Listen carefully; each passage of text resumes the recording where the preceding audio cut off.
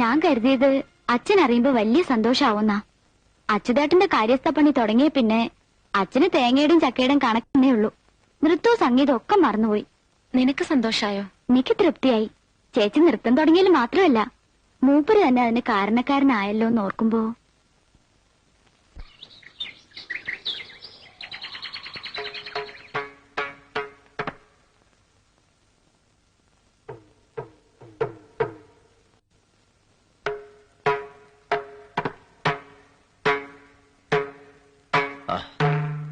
വെറുതെ ഒരു ശ്രമം നടത്തിയതാ. ഭാനു ഇരിക്കൂ. പണിക്കർ സാറിനെ ഒന്ന് അറിയിക്കായിരുന്നു. അറിയിച്ചു കഴിഞ്ഞല്ലോ. ഭാനു എന്താ കരുതിയത്? മറുപടിയും വന്നു. അദ്ദേഹം വരുന്നുണ്ട്. ആ, കൂടെ ഡൽഹിയിൽ എന്റെ സുഹൃത്തായ CS ഉണ്ട്. അയാൾ നാഷണൽ TVക്ക് വേണ്ടി ഒരു പ്രോഗ്രാം തയ്യാറാക്കുന്നുണ്ട്. കേരളത്തിൽ വെച്ചാ എന്റെ ഷൂട്ടിംഗ്. ഭാനുവാ ആ പരിപാടിയുടെ ഡെമോൺസ്ട്രേഷൻ നടത്തുന്നത്. എങ്ങനെ ഇത്രയൊന്നും പെട്ടെന്ന്? എന്താ കരുതിയത് നീലകണ്ഠനെ കുറിച്ച്? ഞാനിവിടെ വെറുതെ ഇരിക്കാന്നാ? എഴുന്നേൽക്കണോ? അങ്ങനെ ഒരു ചിന്ത ഇല്ലാതില്ല. ഞാൻ സഹായിക്കാം. പ്രയാസാവും. ശ്രമിക്കാലോ.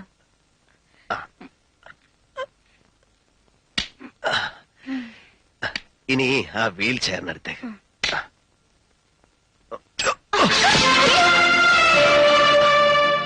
പുതിയ ജന്മമല്ലേ, അപ്പോ പിച്ച വെച്ച് നടന്നു പഠിക്കണം. ഒരുപാട് വീണാലല്ലേ നടക്കാനാവൂ. കണ്ടിട്ടില്ലേ കുട്ടികളെ? എന്താ ഈ കാട്ടണത് നീല? എനിക്ക്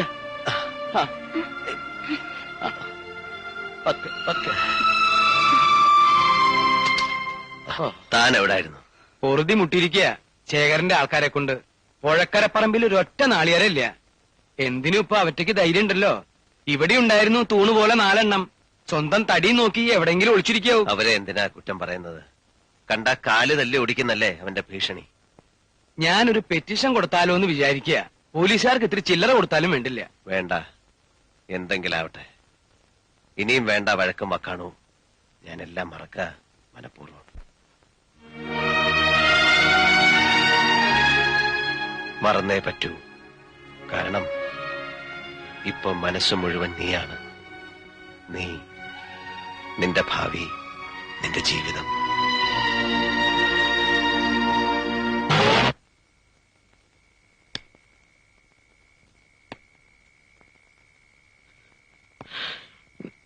കഷ്ടകാലം വന്നപ്പോ ഞങ്ങളിട്ട് ഓടിപ്പോയിന്ന് കരുതല്ലേ?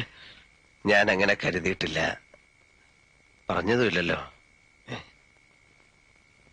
അതെ, ഈ 4 എണ്ണത്തിനോടും എനിക്കൊന്ന് പറയാനുണ്ട്. നിങ്ങൾ ചെവിയിൽ ഓരോന്ന് ഓതി കൊടുത്തത് കേട്ട് ചാടി ഇറങ്ങിയതിന്റെ ഫല ഇപ്പൊ അനുഭവിക്കണേ. ഇനി ഇയാളുടെ ജീവനെടുക്കണോ? അതിനാണോ ഇപ്പൊ തിരിച്ചു വന്നിരിക്കണേ? ഉണ്ട ചോറിന് നന്ദി കാണിക്കാത്തവരല്ല വാരരെ ഞങ്ങള്. ആണോ? എന്നാ ദയവ് ചെയ്ത് ഇവിടുന്ന് ഒന്ന് പോവാ. അങ്ങനെ ഒരു നന്ദി കാട്ടുക ഇപ്പൊ വേണ്ടത്.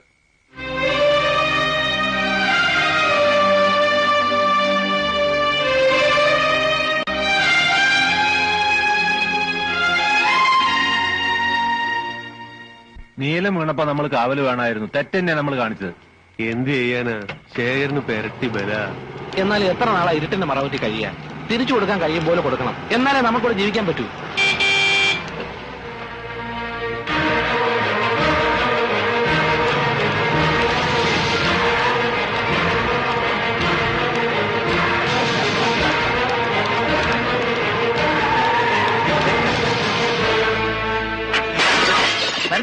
വിടരുത്, ഈ നായ വിടരുത്.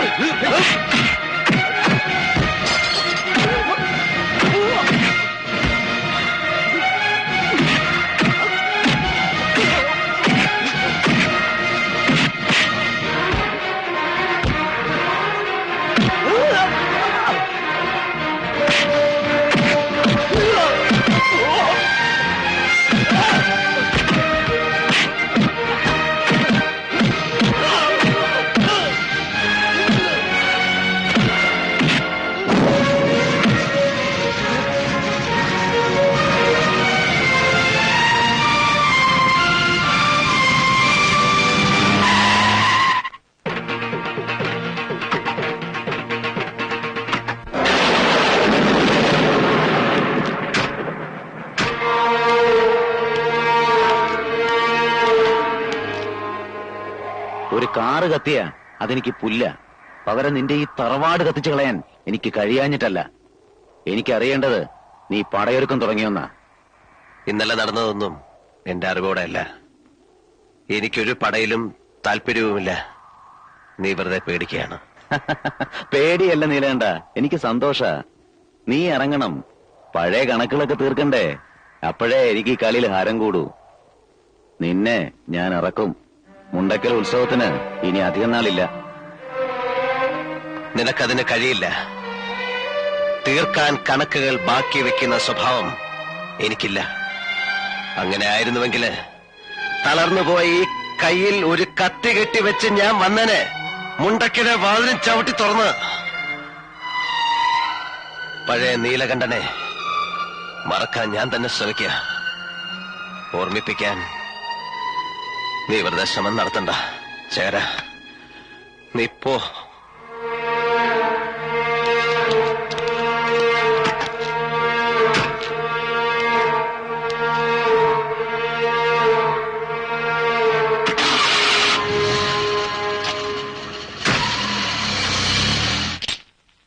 അങ്ങനെ മുണ്ടക്കല് കൊടി കയറി.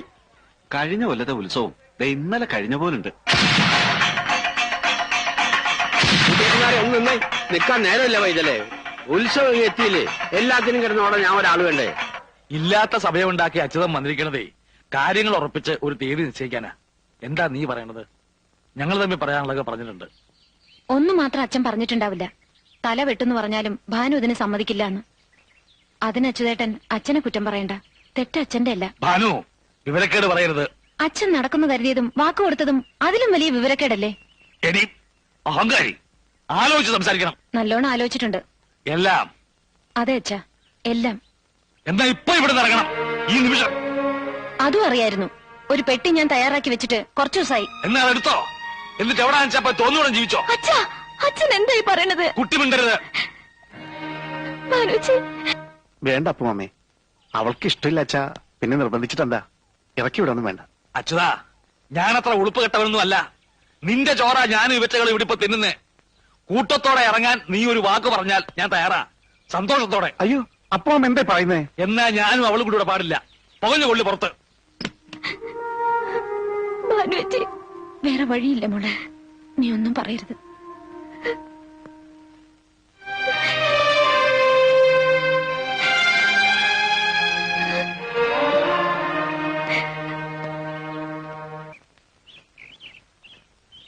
അപ്പോ അത്രത്തോളായില്ലേ? ഇറങ്ങിപ്പോകാൻ അച്ഛൻ തന്നെ പറഞ്ഞു. ആ ഒരു സന്തോഷമുണ്ട്. സ്വന്തം തീരുമാനത്തിൽ ഇറങ്ങിയതല്ല എന്ന് പറയാലോ. സത്യം അതല്ലെങ്കിലും. വരേ, ആ പെട്ടിയും എടുത്തോളൂ. ഇവിടെ ആർക്കും വേണ്ടാത്ത രണ്ട് അനാഥ ആത്മാക്കളുടെ കൂടെ കഴിയാം. വാകുട്ടി, അകത്ത് ഒരുപാട് മുറികളുണ്ട്. ഇനി അടുക്കളയുടെയും കലവറയുടെയും താക്കോല് ഞാൻ അങ്ങ് തരും. എന്നിട്ട് താനെങ്ങടാ കാശിക്കോ? അത് മനസ്സിൽ വെച്ചോളൂ. ഇനിയുള്ള കാലം ബാനുവിന്റെ കൈകൊണ്ട് വല്ലതും വെച്ചുണ്ടാക്കി കഴിച്ചിട്ട് ഞാനൊന്ന് സുഖമായിട്ട് കഴിയാൻ പോവാ. അപ്പോ ഇയാളിവിടെ അടുക്കളപ്പണിക്ക് വന്നതെന്നാ തന്റെ വിചാരം? മംഗലശ്ശേരിക്ക് അപ്പുറത്ത് വിശാലമായ ഒരു ലോകം ഭാനുവിനെ കാത്തിരിപ്പുണ്ട്. യാത്ര തുടങ്ങാനാ ഭാനു ഇങ്ങോട്ട് വന്നത്. ചെല്ലു, ഇയാളിങ്ങനെ പല വിഡ്ഢിതരങ്ങളും പറയും. വാര്യരെ അങ്ങനെ പൊട്ടനാക്കല്ലേ. ഇത്തിരി ബുദ്ധിയൊക്കെ എനിക്കുണ്ട്.